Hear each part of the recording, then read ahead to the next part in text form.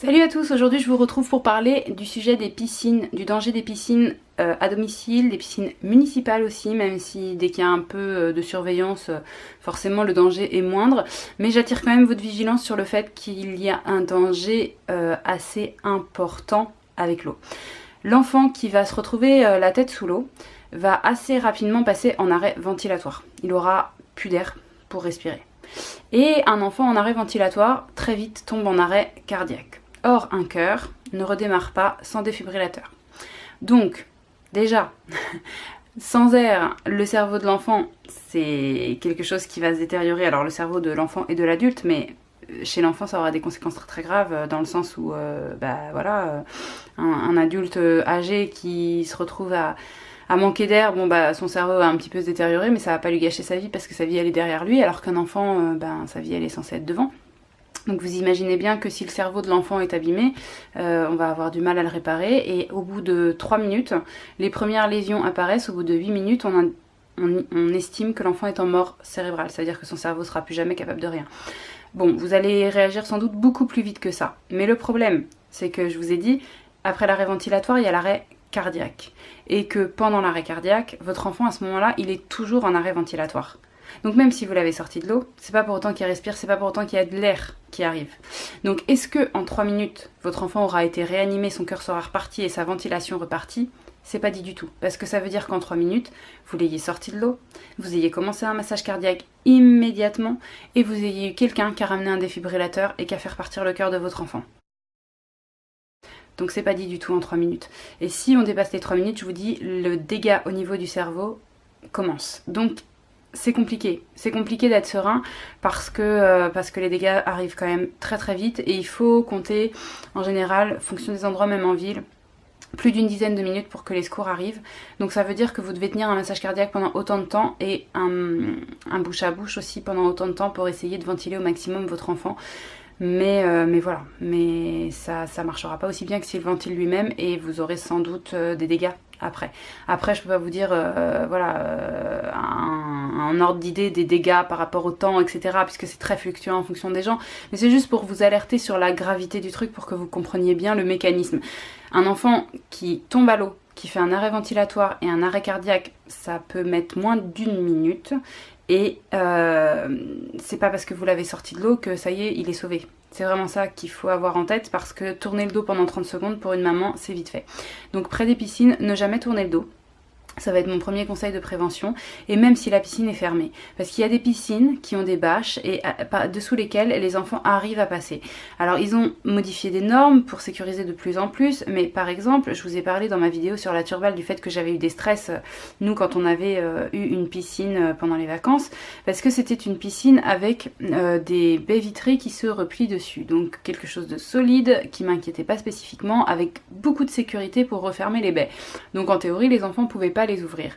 Sauf que quand on se baigne et qu'on envisage de se rebaigner, un quart d'heure après, on sort juste un petit quart d'heure, on fait autre chose et puis on envisage de se rebaigner, on ne ferme pas forcément l'intégralité de la piscine. Et c'est ce qu'on avait fait à un moment, on n'a pas fermé l'intégralité de la piscine.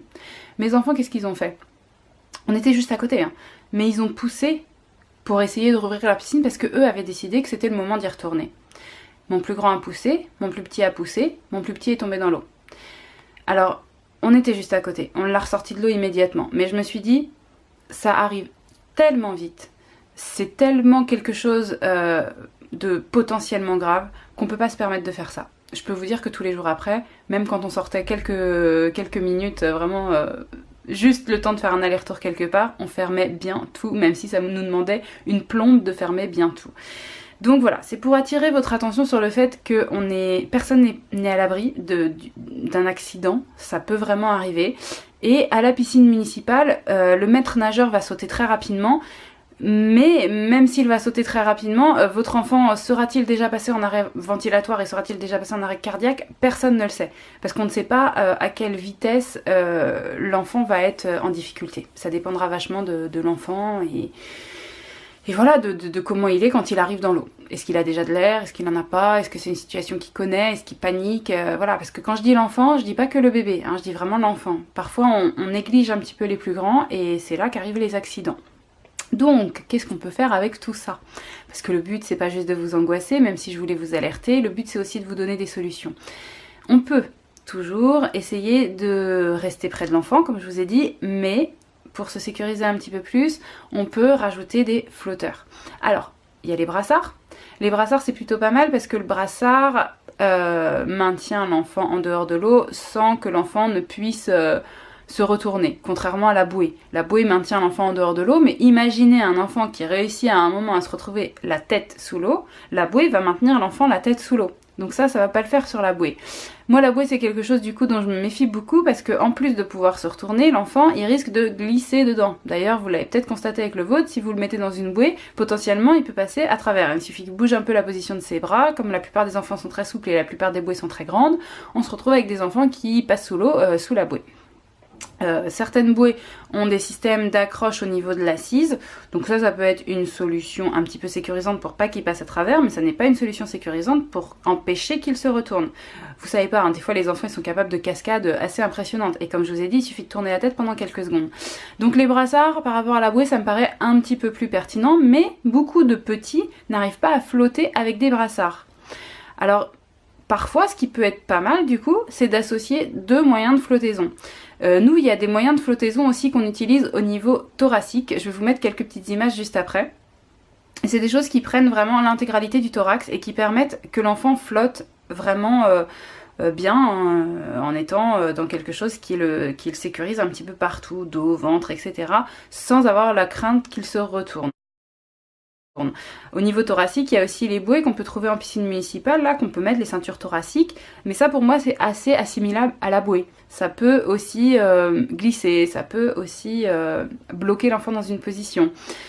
Donc voilà, je suis assez modérée. Et puis si on veut rajouter pour les plus grands un moyen de flottaison ou même pour les plus petits qui seraient capables de se tenir comme ça à quelque chose, on peut rajouter les frites, on peut rajouter les planches, tous les moyens qui flottent. Si par exemple vous voyez que votre enfant il a ses brassards mais que c'est encore un petit peu juste, pourquoi pas lui mettre ses brassards plus une frite pour qu'il se tienne. Mais si vous savez que c'est un petit peu juste au niveau de la flottaison, il vaut mieux vraiment rester collé, en contact, pas s'éloigner. Donc ça complique les choses quand on en a plusieurs. Et puis je disais tout à l'heure les moyens de flottaison thoracique, c'est pareil, si jamais votre enfant glisse un petit peu dedans ou si jamais le moyen de flottaison ne suffit pas, bah pourquoi pas un moyen de flottaison thoracique plus des brassards. Moi c'est la combinaison personnellement que je préfère, que je trouve la plus sécuritaire, mais le danger d'utiliser ces trucs là, c'est qu'on se repose trop dessus et qu'on se permette de s'éloigner de ses enfants. Donc l'avantage global c'est que l'enfant va pouvoir jouer de manière plus sécurisée et que le parent va avoir les mains un petit peu plus dégagées puisqu'il n'aura pas toujours besoin de tenir son enfant, donc il pourra voilà, lui lancer un ballon, etc. tout en le regardant, hein. On ne lâche pas son enfant des yeux parce qu'on va chercher le ballon un petit peu plus loin. Et puis l'inconvénient c'est que bah, justement on risque de se sentir un petit peu trop en sécurité et de relâcher un petit peu trop sa vigilance. Bon, de toute façon les temps de baignade, il faut toujours que ça reste des temps assez courts. Donc gardons ça à l'esprit, c'est un temps court pendant lequel vraiment on lâche pas l'enfant tant qu'il sait pas nager. Après quand il sait nager c'est une autre histoire, mais tant qu'il sait pas nager, vraiment voilà, il est de notre responsabilité de veiller à ce que sa tête soit bien en dehors de l'eau. Ça paraît évident à dire, mais voilà, par ces petites précisions j'espère que ça vous apporte des choses.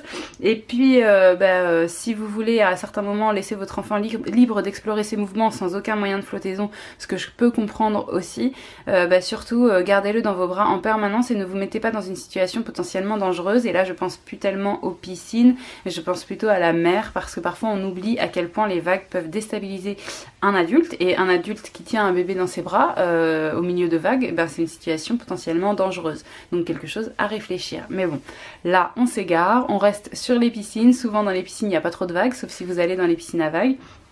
Et là à ce moment là j'imagine bien que vous faites attention, donc voilà, donc on s'arrête là pour pas trop s'égarer. Néanmoins si j'ai oublié des choses, s'il y a des choses vous qui vous viennent là voilà d'éléments que vous auriez envie d'ajouter pour préciser des choses ou pour aider éventuellement d'autres parents sur des points ou des expériences peut-être que vous avez envie de partager, tout ça vous n'hésitez pas, vous le mettez juste en dessous en commentaire. Et puis moi je vous retrouve très très vite dans une prochaine vidéo.